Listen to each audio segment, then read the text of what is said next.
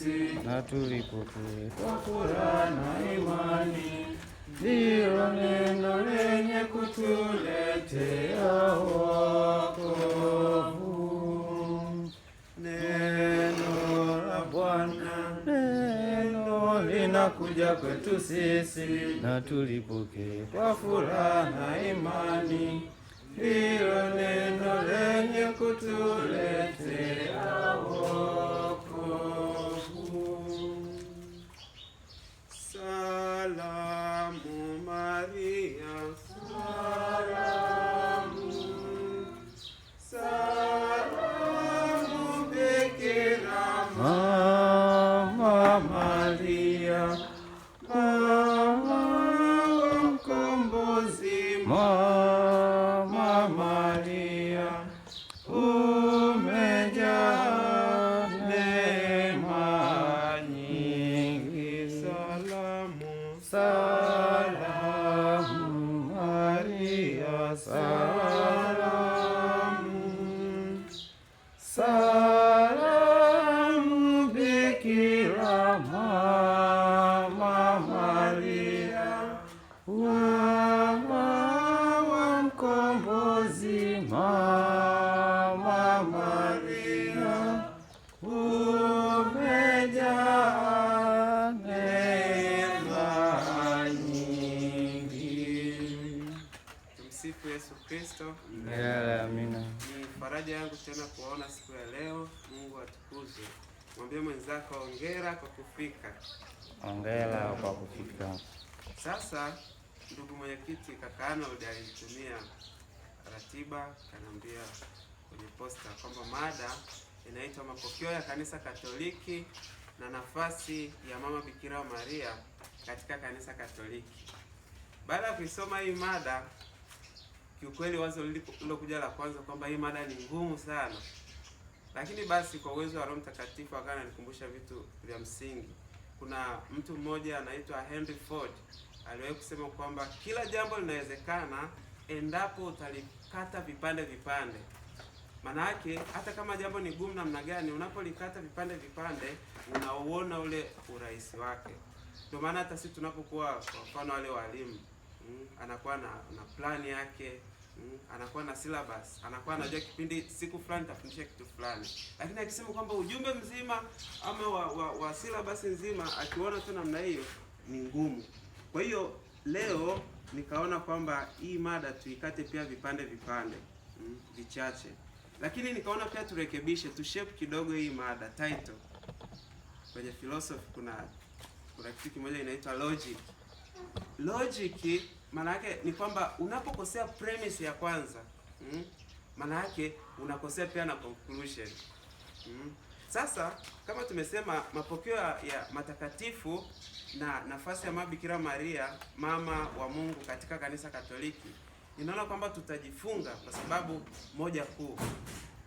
Mama Bikira Maria nafasi yake sio kwa ajili ya Kanisa Katoliki tu, ni kwa ajili ya ulimwengu mzima. Kwa hiyo kaka mwenyekiti, tanisamee, naomba tuifanye iwe mapokeo matakatifu na nafasi ya Mama Bikira Maria katika ulimwengu. Kwa sababu lengo la haya yote, Mungu anataka ulimwengu mzima uokolewe. Maana yake kila mmoja muamini Yesu Kristo aweze kukombolewa, kila anayemwamini Yesu Kristo. Na ndio maana sasa tutaona ili kujeje hii safari ya wokovu imeanzeje? Imeanzeje? Sasa tukianzia na tulivyosema kuhusu kukata vipande vipande, tuanzie na habari ya mapokeo ya matakatifu. Katika habari ya mapokeo matakatifu kuna ndugu mmoja anaitwa Newton, ni ndugu mkapuchini mwenzangu. Yeye anasoma kule Jordan University. Huyu katika thesis yake anasoma theology sasa. Katika thesis yake ama research yake ameandika topic inahusiana virginity of the Mother of God. Ubikira wa nani? Wa mama wa Mungu. Sasa mwenyekiti Arnold alivyomtumia yeye nikasema wazo pia likaja. Roho Mtakatifu akanikumbusha mtumie huyu. Kuna huyu, maana yake peke yangu siwezi. Kuna kweli resources, lakini ni huyu ndugu anasemaje ambaye amebobea pia katika mambo hayo. Nikamwambia tafadhali niandikie hata nusu page tu. Sasa akaniandikia page nzima na zaidi. Tumsifu Yesu Kristo. Kwa hiyo akatoa tafakari pale, akaniambia waambie vijana wetu ujumbe huu, na mimi nawaambia na wasoma kama ulivyo kimoja hapo. Siwezi kusoma kila kitu, lakini baada ya kusoma niwape angalau hiki. Anasema mapokeo matakatifu si desturi yoyote ya kawaida ya watu, bali ni uthibitisho hai wa imani ya mitume unaohifadhiwa katika kanisa. Kwa hiyo mapokeo matakatifu sio desturi tu, huo ni uthibitisho ambao ni uthibitisho ambao Mungu anakuwa anauweka ulio hai wa imani ya mitume, ambayo imepokelewa tangu mitume. Sasa katika habari ya mapokeo, neno la kawaida la Kiswahili kupokea, nikikupa hii Biblia, maana yake ile kupokea, maana yake kuna kitu nimekupa mpaka ukapokea. Sasa katika mapokeo matakatifu kuhusu Mama Bikira Maria, tujue kwanza kuna vitu viwili, mapokeo ya kitume na mapokeo ya kanisa. Ni vitu viwili tofauti. Tunapoanza katika mapokeo ya kitume, sasa tunaona kwamba katika Katekisimu ya Kanisa Katoliki namba 83 inasema hivi: mapokeo ya kitume yanatoka kwa mitume na yanaendeleza kile ambacho wao walikipokea kutoka kwa mafundisho na mfano wa Yesu na kile walichojifunza kutoka na Roho Mtakatifu. Kwa mapokeo ya kitume ni yale yote ambayo mitume waliyapokea. Maana yake tukianza na Biblia, yaliyoandikwa katika Biblia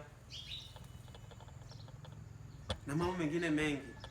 Kumbe basi tunapozungumzia mapokeo ya kitume tunayakuta katika Biblia takatifu. Sasa tunapokuja kwenye habari ya mapokeo ya kitume kuhusu Mama Bikira Maria, hii haina shida sana, kwa sababu ipo katika Biblia, na hata sisi pia sio changamoto, hata mtu mwingine yeyote sio changamoto.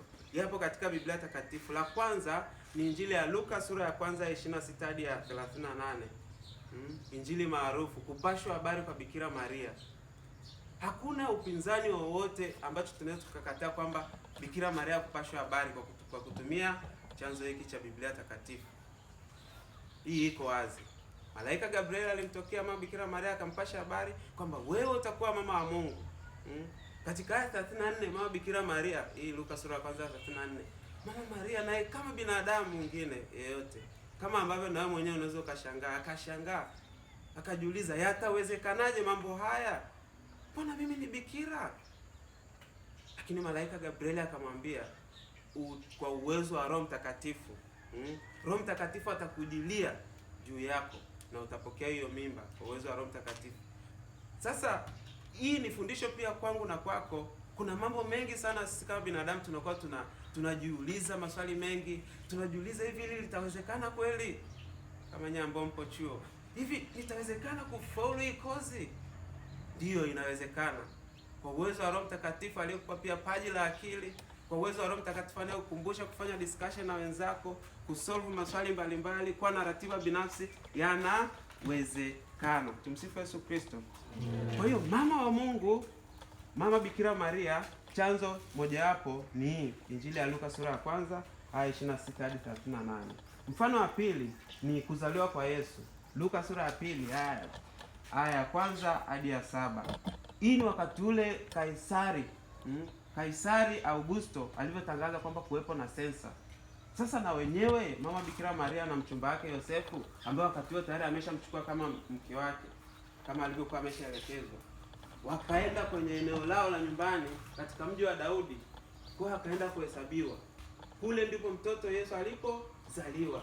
Kwa hiyo kama mtoto Yesu alizaliwa kama mwana wa Mungu, hapo hatuwezi tukapinga pia kama ni Mama Bikira Maria kama nani? Kama mama wa Mungu. Kwa hiyo ni mfano wa pili. Mfano wa tatu, mama na ndugu zake katika Injili ya Luka sura ya 8 19 hadi 21. Wakati wamemfuata Yesu, wamemfuata pale Yesu alikuwa anahubiri, wakamwambia, "Mama na ndugu zako hapo nje wanafanyaje? Wanakutafuta." Yeye alijibuje? "Mama na ndugu zangu ni wale wanaolisikiliza neno la Mungu na kulitenda." Sasa watu wengi hapo wao wanasema kwamba eti Yesu alimkataa Mama Bikira Maria na ndugu zake.